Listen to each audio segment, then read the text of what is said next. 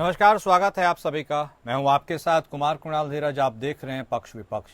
आज हम बातचीत करेंगे उत्तराखंड में जितने भी मदरसे हैं उनमें अब उत्तराखंड बोर्ड के नियम लागू कर दिए गए हैं। सिंपल में उत्तराखंड पाठ्यक्रम लागू हो गया है। उत्तराखंड मदरसों में अब जल्द ही उन्हें मुख्य धारा से जोड़ने के लिए सरकार ने नई पहल शुरू कर दी है। इसके तहत राज्य में पंजीकृत जितने भी यानी 117 मदरसे हैं उनमें अब उत्तराखंड बोर्ड का पाठ्यक्रम लागू किया जाएगा। उत्तराखंड वक्फ बोर्ड के अध्यक्ष शादाब शम्स के मुताबिक बोर्ड ने सभी मदरसा संचालकों को इस संबंध में आदेश जारी कर दिए हैं। सभी मदरसों को निर्देश दिए गए हैं कि वह मदरसों में उत्तराखंड बोर्ड का पाठ्यक्रम लागू करें। पाठ्यक्रम लागू होने के बाद इन मदरसों में बच्चे तहतानियां और फौकानियां नहीं पढ़ेंगे। मदरसों को मुंशी और मौलवी भी नहीं पढ़ाया जाएगा। बता दें कि उत्तराखंड में इन दिनों बिना मान्यता के चल रहे मदरसों को सील किए जाने की कार्रवाई चल रही है। सरकार ने मदरसों के बच्चों को मुख्य धारा से जोड़ने के लिए अब बड़ी पहल शुरू कर दी है।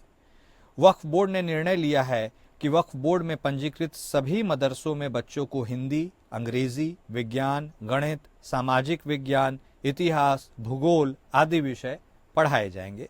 साथ ही संस्कृत को भी वैकल्पिक विषय के रूप में मदरसों में लागू किया जाएगा। तो सभी मदरसों में अब उत्तराखंड बोर्ड पाठ्यक्रम लागू हो जाएगा। कुल रजिस्टर्ड मदरसों की संख्या भी 117 है और इस बाबत उत्तराखंड वक्फ बोर्ड ने आदेश भी जारी कर दिए हैं।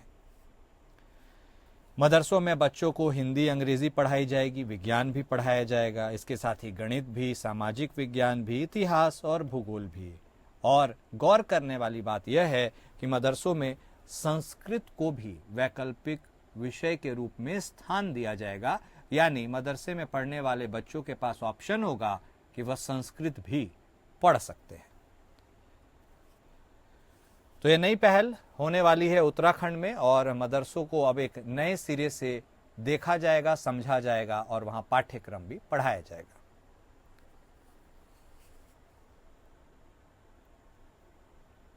तो बोर्ड पाठ्यक्रम लागू करने के लिए आदेश भी जारी कर दिए गए हैं और इस बीच जो अवैध मदरसे हैं उनके ऊपर भी कार्रवाई चल रही है। वह सर्वविदित है उत्तराखंड में और जितने भी रजिस्टर्ड मदरसे हैं अब उनमें इस नए पाठ्यक्रम को लागू कर दिया जाएगा। इसको लेकर के तमाम राजनीतिक गलियारे में चर्चा का विषय तो बना ही हुआ है। आरोप प्रत्यारोप का दौर भी शुरू हो गया है। तो अब मदरसों में यह नया पाठ्यक्रम लागू होगा और इसको लेकर जो राजनीतिक रसाकशी है वह भी काफी तेज हो गई है। इसी पर आज हम बातचीत भी करेंगे, चर्चा को आगे बढ़ाते हैं। हमारे साथ हमारे खास मेहमान जुड़ चुके हैं। हमारे साथ भारतीय जनता पार्टी की तरफ से बतौर प्रवक्ता शैलेंद्र प्रताप सिंह साहब जुड़ चुके हैं। वहीं हमारे साथ हिमालय अख्तर जी भी जुड़ चुके हैं, आप मुस्लिम स्कॉलर हैं। और हमारे साथ शादाब शम्स भी जुड़ चुके हैं, चेयरमैन उत्तराखंड वक्फ बोर्ड के। आप तीनों खास मेहमान का स्वागत है। सबसे पहले हिमालय अख्तर जी, शुरू आपके साथ करते हैं क्योंकि लोगों को यह भी समझने की जरूरत है कि मदरसा क्या है। जितना आम लोग जानते समझते हैं, मदरसे के हिसाब में कहा जाता है कि एक एजुकेशनल इंस्टीट्यूशन है जिसमें इस्लामिक पढ़ाई होती है, रिलीजन से जुड़ी हुई पढ़ाई भी होती है।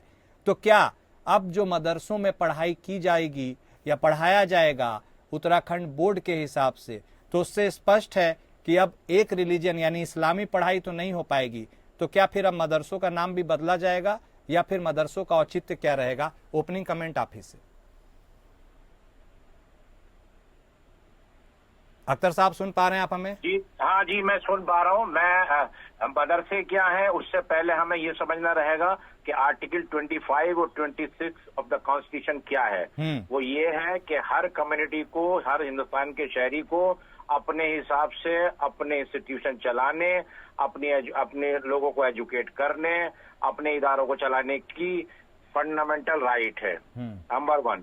तो हमें ये देखना रहेगा क्या ये इस तरह की चीजें करने से क्या ये कॉन्स्टिट्यूशन के आर्टिकल 25 और 26 का वायलेशन है या नहीं है। नंबर 2, दूसरी बात ये आती है कि कौन क्या पढ़ेगा क्या नहीं पढ़ेगा, आप किसी को कंपेल नहीं कर सकते।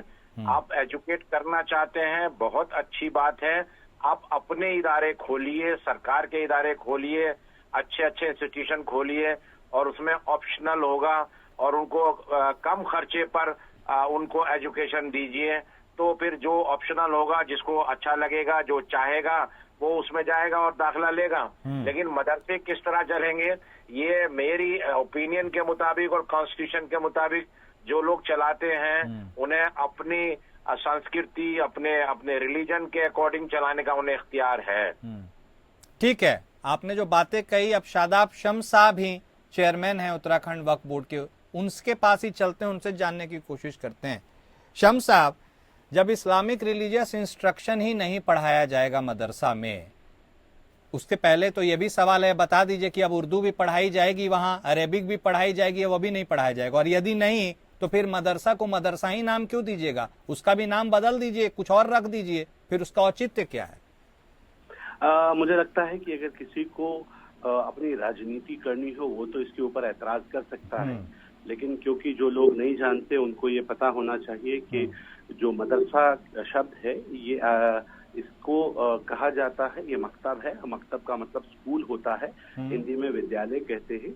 और मेरे नबी ने फरमाया था कि अगर आपको इल्म हासिल करने के लिए चीन तक भी जाना पड़े तो जाइए। अब चीन के अंदर तो 1400 साल पहले ना कोई मदरसा था, ना कोई मस्जिद थी, ना कोई नबी थे, तो वहाँ क्या पढ़ने के लिए भेज रहे थे? इस्लाम का कॉन्सेप्ट बिल्कुल क्लियर है, इल्म हासिल करो, नॉलेज गेन करो, पढ़ाई करो, कामयाब बनो, जिससे आप धर्म को आसानी से समझ सके। लेकिन ये अल्लाह का इस्लाम है और मुझे लगता है जो चल रहा है वो कुछ और चलाने की कोशिश की जा रही है। दूसरी बात, हमने कहा कि हम मॉडर्न मदरसा बनाने की बात की है। मैं सऊदी अरेबिया के रियाद में अल नूरा यूनिवर्सिटी में गया था और मैंने वहां जाके देखा कि किस तरह से वहां कुरान की शिक्षा दी जाती है। कुरान की शिक्षा तो यहाँ भी दी जाएगी। हमने कहा है कि हम जो मेरा उत्तराखंड के आम बच्चा जिस सिलेबस को पढ़ रहा है, मेरा बच्चा भी वही सिलेबस पढ़ेगा।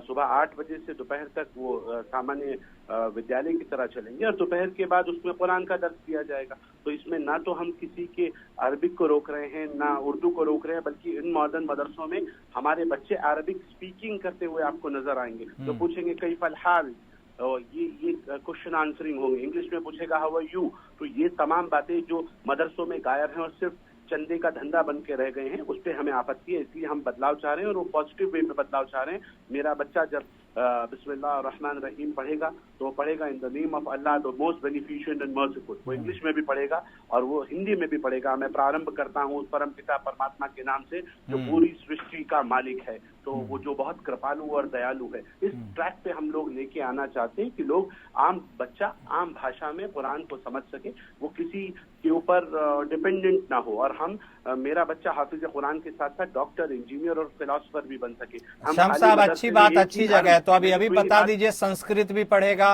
और आयत के साथ अब संस्कृत के श्लोक भी बोलेगा? बिल्कुल बिल्कुल पढ़ेगा और बिल्कुल बोलेगा। एनसीईआरटी का जो हमारा उत्तराखंड बोर्ड का सिलेबस है उसमें संस्कृत भी है और वो एकम सत्य विप्रो मादा वदंती भी पढ़ेगा कि एक ही सत्य है कि भगवान एक है। ये भी पढ़ेगा ना सब कुछ मेरा बच्चा। वो काबिल बनेगा और वो एक अच्छा इंसान बनेगा और वो हुब्बुल वतनी निस्फुल ईमान का मानने वाला होगा। वतन से मोहब्बत ईमान का एक बड़ा हिस्सा है। उस दिशा में हम आगे बढ़ेंगे और हमने इन मदरसों का नाम डॉक्टर एपीजे अब्दुल कलाम साहब के नाम पर रखा है कि वो राष्ट्रवादी विचारधारा से ओतप्रोत मेरा बच्चा निकले, वो हाफिज कुरान के साथ डॉक्टर, इंजीनियर, फिलोसोफर बनकर साइंटिस्ट बने और देश के लिए वो भी डॉक्टर एपीजे अब्दुल कलाम की तरह कुछ करके दिखाए। उस दिशा में आगे बढ़ना है। मदरसे में पढ़ेंगे, सिर्फ एक ही एजुकेशन हासिल करेंगे और फिर आगे क्या करेंगे, कुछ को कुछ आता नहीं होगा तो आगे जाके वो बेचारा मदरसा ही खोलेगा। तो मदरसों के ऊपर मदरसे और मदरसों के ऊपर मदरसे ही बनाने हैं। तो पुरानी तालीम पे रहिए और हमारे हिसाब से चलना है तो हम कोशिश कर रहे हैं और हम तो किसी को फोर्स नहीं कर रहे हैं। हम ये कह रहे हैं कि हमने एक प्रपोजल स्टेट गवर्नमेंट को भेजा है और हमें उम्मीद है जो पॉजिटिव रिस्पांस हमें मुस्लिम समाज के उलमाओं की तरफ से मिला है, तो वो खुद भी चाहते हैं कि वो इस पॉजिटिव रिस्पांस के साथ दें। जो आना चाहेगा वो मोस्ट वेलकम, जो नहीं आना चाहेगा उसके लिए हम कोई जबरदस्ती नहीं करेंगे। वो पहले देख ले, उसके बाद वो शामिल हो जाए। ठीक है। शैलेंद्र प्रताप सिंह साहब भी हमारे साथ जुड़े हुए हैं। शैलेंद्र साहब, अब देखिए, बात हम करते हैं भारत में गंगा जमुनी तहजीब की, तो क्या अब यह इससे बेहतर उदाहरण गंगा जमुनी तहजीब की तो हो ही नहीं सकती कि भाई मदरसा में अब संस्कृत भी पढ़ाया जाएगा, श्लोक भी बोलेगा बच्चा, और इसके साथ उर्दू अरेबिक जिस ओर इशारा कर रहे हैं क्या वह भी पढ़ाया जाएगा, और अब जो नया पाठ्यक्रम लागू होगा उससे क्या क्रांतिकारी बदलाव हो जाएगा? ये कहावत है, गाना भी है कि ना हिंदू बनेगा ना मुसलमान बनेगा, इंसान की औलाद है इंसान बनेगा।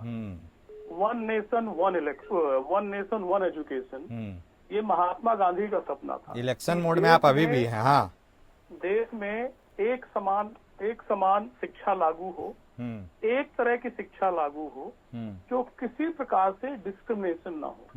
हमारे पहले वक्ता ने कहा कि आर्टिकल 25-26 ऑफ कॉन्स्टिट्यूशन को राइट देता है। उन्होंने 25-26 का इसका मतलब ठीक से पढ़ा ही नहीं। 25 रिलीजियस राइट रहता है कि follow the certain tenet of particular religion, जो प्रॉपर इंग्रेडिएंट्स हैं, ठीक है, विद सम रिस्ट्रिक्शंस दिया है, जिसमें एजुकेशन पॉलिसी भी आती है, फिजिकल हेल्थ पॉलिसी भी आती है। आर्टिकल 26 कहता है कि there is a group right, किसी चीज को एंजॉय करने के लिए, किसी चीज को उत्सव मनाने के लिए ग्रुप की जरूरत होती है। 10 लोग जैसे दीपावली में मिठाई बांटते हैं, ईद में ये मिठाई बांटते हैं, तो ग्रुप राइट देता है इंडिविजुअल। जिस चीज की बात करें सेक्शन 30 जो भारतीय संविधान में है, जहाँ पे माइनॉरिटी राइट्स दिए गए हैं, तो माइनॉरिटी राइट्स को भी कॉन्स्टिट्यूशनल संबद्ध माना गया है, मतलब कॉन्स्टिट्यूशन को सेटिस्फाई करेगा। वो कोई किसी गीता को सेटिस्फाई नहीं करेगा, कोई इस्लामिक लिटरेचर को सेटिस्फाई नहीं करेगा, वो कॉन्स्टिट्यूशन को सेटिस्फाई करेगा कि वहां पे सर्टेन स्टैंडर्ड फॉलो किया जा रहा, जो मॉडर्न एजुकेशन है, जो समाज और कैसे कि विश्व या लोगों के संबद्ध हो, जो डिस्क्रिमिनेटरी ना हो। एक बच्चा केवल उर्दू पढ़ के पीछे रह जाए, डॉक्टर इंजीनियर ना पढ़े, मेडिकल की पढ़ाई ना करे, इंजीनियरिंग की पढ़ाई ना करे, फिलोसफी ना पढ़े, अपने देश का ट्रेडिशन न फॉलो करे, उसको रिस्ट्रिक्ट कर दिया गया कि केवल उर्दू पढ़ाई जाएगी मदरसों में और बाकी हम फॉलो नहीं करेंगे माइनॉरिटीज के राइट के नाम पे। आर्टिकल 30 तो उर्दू भी पढ़ाई जाएगी क्या? उर्दू अरबिक ये सब पढ़ाई जाएगी? नहीं, मैं कह रहा हूँ आप उसकी अभी हम जो बात करें मदरसे की मॉडर्नाइजेशन। हाँ, मदरसे के बारे में मैं भी पूछ रहा हूँ। हाँ, मदरसे पे ये जितनी चीजें हैं, लैंग्वेज है, लैंग्वेज ऑप्शनल होती है। आगे जो हिंदी पढ़ना, संस्कृत पढ़ना, अंग्रेजी पढ़ना, उर्दू पढ़ना, ये ऑप्शनल है। ये मोड ऑफ कम्युनिकेशन है, ये ज्ञान नहीं है, ये ज्ञान प्रदर्शन का एक आधार है। लेकिन इस आर्टिकल 30 के आड़ में, माइनॉरिटीज के आइट के आड़ में, इन्होंने केवल धार्मिक शिक्षा की और धार्मिक शिक्षा से कट्टरता को बढ़ावा बढ़ा। आज आप बताइए कितने लोग मदरसे से IAS बन रहे हैं, कितने लोग मदरसे से इंजीनियर डॉक्टर बन रहे हैं, हकीमगिरी कर रहे हैं। वो हकीमगिरी के साथ साथ एक ऐसा अड्डा बन गया है उस एजुकेशन के नाम पे, जिसमें पर्दा आर्टिकल 30 का डाल दिया गया है कि उसमें सरकारें इंटरवीन नहीं कर सकती। बिल्कुल गलत है। अगर उसमें मिसमैनेजमेंट है, स्टैंडर्ड को, एजुकेशनल स्टैंडर्ड को फॉलो नहीं किया जा रहा, मॉडर्न एजुकेशन फॉलो नहीं किया जा रहा, तो सरकार उसमें इंटरवीन कर सकती है। मुझे लगता है कि वन नेशन वन एजुकेशन, जिसे किसी प्रकार का डिस्क्रिमिनेशन न हो, ये कॉन्स्टिट्यूशन का नारा है, इस देश का नारा है, महात्मा गांधी का नारा है। और इस देश में जो देखते हैं कि एक सिटीजन निर्माण, यहाँ आप इस्लामिक स्कॉलर नहीं बनाना है, हिंदू स्कॉलर नहीं बनाना है, सिख स्कॉलर नहीं बनाना है, यहाँ एक सिटीजन का निर्माण करना है। एक राष्ट्र के एक ऐसा सिटीजन बने जो राष्ट्र सेवा करे, समाज सेवा करे। तो इस तरह कॉन्स्टिट्यूशन सम्मत चीजें होनी चाहिए। और एक चीज और बता दूं मैं, इमैनुअल केस है। इमैनुअल केस में साफ तौर पर दिखा गया था कि आज जो है मदरसे जो है, सुप्रीम कोर्ट की गाइडलाइन, सुप्रीम कोर्ट का डायरेक्शन है कि मदरसे मॉडर्न एजुकेशन के लिए फिट नहीं है और उनको ऑर्डर कंप्लाई भी नहीं कर रहे हैं। इसमें मॉडर्नाइजेशन की जरूरत है, रेगुलराइजेशन की जरूरत है, जिसमें एक बेहतरीन एक सिटीजन का निर्माण कर सके। ठीक है, मतलब आप कहना चाह रहे हैं सिंह साहब कि सब कुछ कॉन्स्टिट्यूशन यानी संविधान और कानून के दायरे में ही हो रहा है, इसीलिए कोई बिल्कुल इसमें दिक्कत नहीं होना चाहिए। उत्तराखंड बोर्ड की जो पढ़ाई होती है वही अब मदरसों में भी पढ़ाई जाएगी। शादाब शम्स साहब, रुख आपका करते हैं। एक क्रांतिकारी स्टेप तो माना ही जाएगा। देखिए, क्योंकि आप ही के समुदाय में दो विचारधारा है, एक विचारधारा जो कहता है कि यह सही नहीं है और एक और जिसकी ओर आप पैरवी कर रहे हैं कि यही सही है। अवाम मुसलमान किसको सही माने और किसको गलत माने, और क्या इस ऑर्डर को थोपा जाएगा या यह ऐच्छिक रखा जाएगा, क्या करना है, इसके बारे में भी थोड़ा बता दीजिए।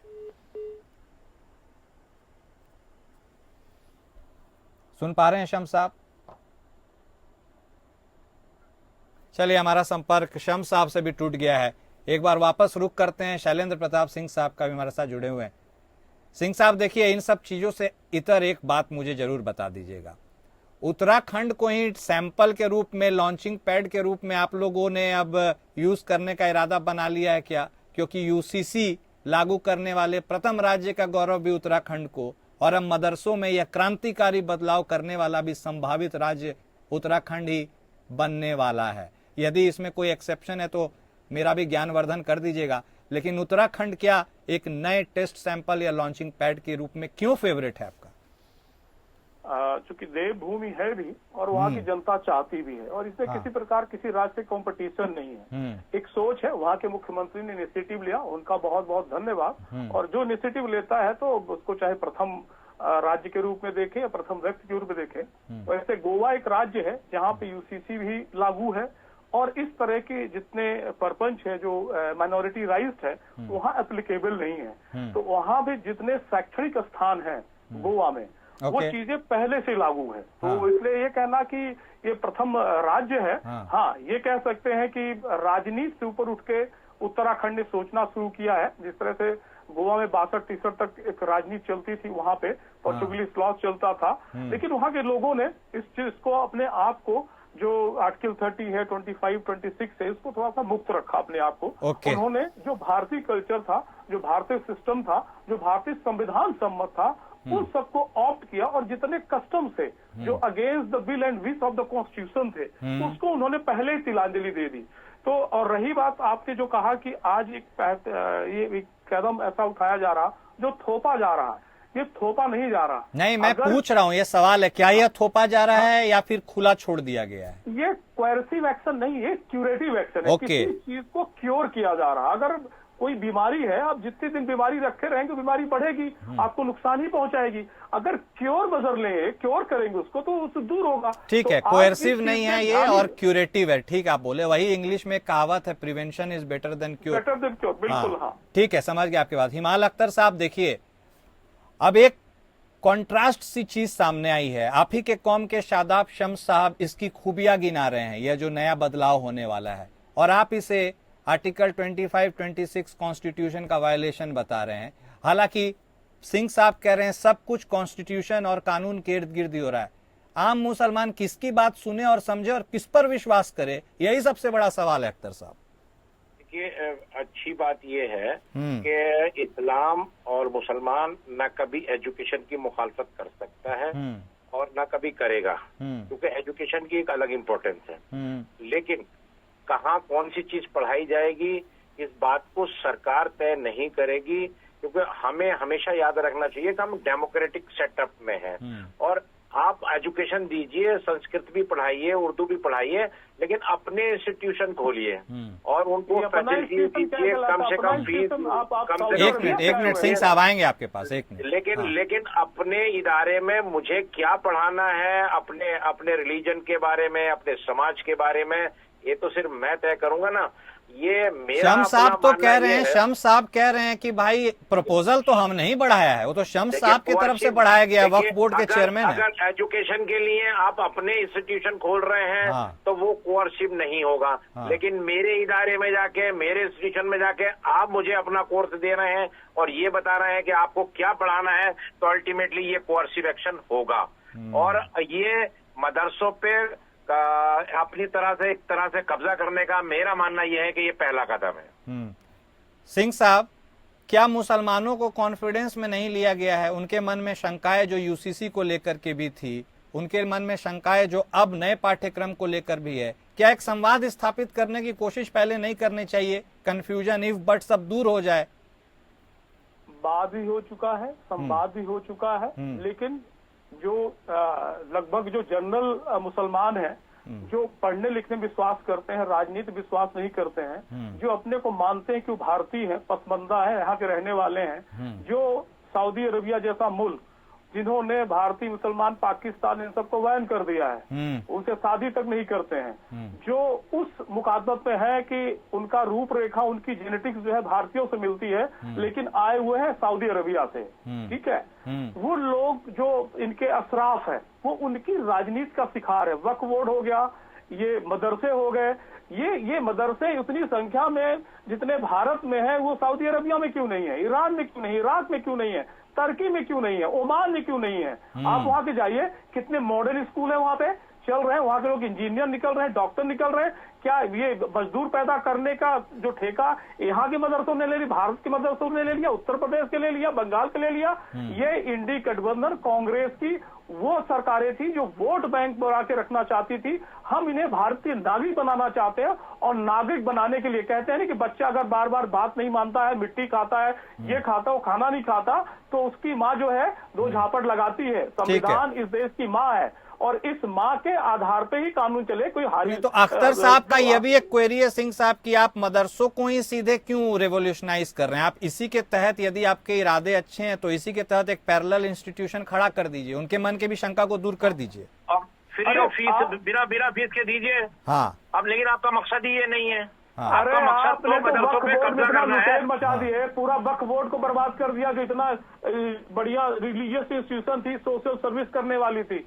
आपने तो मदरसों को एक ऐसा अड्डा बना लिया है कि बस वहां से हमें जब मुलायम सरकार हो चाहे ममता सरकार हो, हमको बस ग्रांट देती रहे, वहां पे लड़के पढ़े, आतंकवादी बने, क्या बने। आप अपने टीचर को देख लीजिए, आपके टीचर के फॉर एप्पल तक नहीं पता है, बी फॉर बम पढ़ाते हैं, बी फॉर बॉम्बे नहीं पढ़ाते हो, ऐसी बातें करते हैं आप इंटरवेंशन है कि एक स्टैंडर्ड ऑफ एजुकेशन लागू हो, अच्छे टीचर आए जो क्वालिटी टीचर हो, केवल ये नहीं कि उर्दू की उनको भाषा भाषा ज्ञान है, बाकी उनको न मैथ का ज्ञान है, न इंजीनियरिंग ज्ञान है, न साइंस है, न बायोलॉजी का। तो क्या किया जा रहा है? उत्तराखंड एक मुहिम या इनिशिएटिव ली है कि इस देश में एक अच्छे इंजीनियर और अच्छे डॉक्टर बने, जिसकी जरूरत है। यहाँ पे उसकी जरूरत नहीं है कि मौलवियों की जरूरत है, इस देश में इंजीनियर और डॉक्टर की जरूरत है। ठीक है सिंह साहब। अख्तर साहब, आप कन्विंस हुए या अभी भी कुछ शंकाएं हैं? सर, मेरा मानना यह है कि अच्छी बात यह है कि बीजेपी सिर्फ मुसलमानों की तरक्की के बारे में सोच रही है। तो बहुत अच्छी बात है, हम इसको अप्रिशिएट करते हैं। लेकिन लास्ट में मैं यही रिक्वेस्ट करूंगा, एक मिनट सिंह साहब, एक मिनट सिंह साहब प्लीज। मैं सिर्फ यही रिक्वेस्ट करूंगा कि आपकी अगर नियत अच्छी है तो अपने अलग इंस्टीट्यूशन खोलिए और उसमें इनवाइट कीजिए कि हम ये अच्छे इदारे खोल रहे हैं, इसमें अच्छे स्कॉलर आने चाहिए, तो जाके लोग दाखिला लेंगे। ठीक है, मतलब इरादे और मंशा को लेकर बात है। शम्स साहब भी हमारे साथ जुड़े हुए। शम्स साहब, एक क्विक क्लोजिंग कमेंट 10 सेकंड है, आप भी बता दीजिए, क्योंकि आप ही के कौम में दो विचारधाराएं चढ़ती है, एक जिसकी आप पैरवी आप कर रहे हैं और एक जिसकी पैरवी अख्तर साहब कर रहे हैं। जल्दी से। देखिए, मैं सिर्फ इतना कहूंगा कि हमने सबने 75 सालों में ये जो इंस्टीट्यूशन अभी तक हमारे मदरसे चले, हमने देखा कि जो इस वक्त के जिम्मेदार बने थे उन्होंने क्या किया, वक्फ बोर्ड का क्या हाल किया, इन मदरसों का क्या हाल किया। हम कह रहे 75 साल वर्सेस मोदी कार्यकाल, आपको मौका मिला, आपने क्या, हमें करने दीजिए और जनता को डिसाइड करने दीजिए कौन सही है कौन गलत है। हम गलत होंगे तो माफी मांग के हम किनारे हो जाएंगे। कांग्रेस के रेजिम में आपने प्रपोजल क्यों नहीं बढ़ाया था, बीजेपी में ही क्यों, यह भी सवाल तो पूछा जाएगा। नहीं, तो कांग्रेस रेजिम में तो कुछ था ही नहीं ना, वहाँ तो मामला तो गुंडागर्दी का है, वहाँ तो वो अपीजमेंट की पॉलिटिक्स होती है, आपकी हिम्मत ही नहीं है कि वहाँ कोई बोल दे। ठीक है, बहुत ठीक है, सोच और विचार अलग है। ठीक है, बहुत शुक्रिया आप तीनों खास मेहमान का हमारे साथ जुड़ने के लिए, इस चर्चा में शामिल होने के लिए। तो देखिए, उत्तराखंड में एक क्रांतिकारी कदम उठाया गया है और अब मदरसा में उत्तराखंड बोर्ड की पढ़ाई होगी, लेकिन ये कितनी एक्सेप्ट हो पाती है, क्या वहां के लोग इसे स्वीकार कर पाते हैं, असली टेस्ट तो वहीं पर खड़ा है। पक्ष विपक्ष में आज बस इतना ही। नमस्कार।